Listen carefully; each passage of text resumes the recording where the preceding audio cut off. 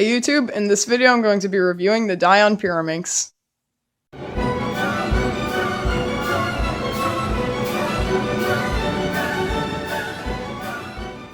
The DaYan Pyraminx is $15 to $17 at most US Cube stores, but can be found for around $12 at Cubes Easy and Light Take. It's just about the size of your standard Pyraminx.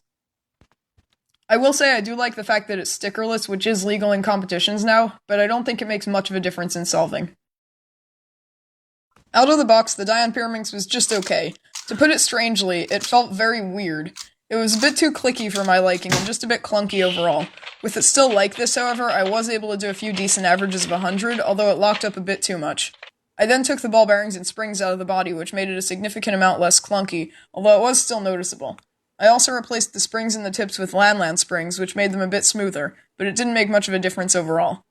More recently, I lubed the cube with a very little bit of weight 2 from the cubicle, which made it extremely smooth, fast, and near perfect to solve. I'm pretty sure I also put some MoYu lube in there early on, but I can't remember exactly. If you're curious about how to take the ball bearings out, simply unscrew the screws on the tips all the way, pry apart the centers, take out the springs and ball bearings, and snap the centers back together. Just be very careful because the springs are in there pretty tight and they will pop out at you when you take the tips or centers apart.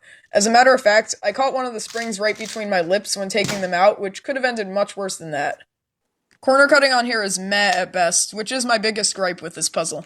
It may pop if you try to corner cut too much, but honestly it only pops a little more than my MoYu Pyraminx anyway.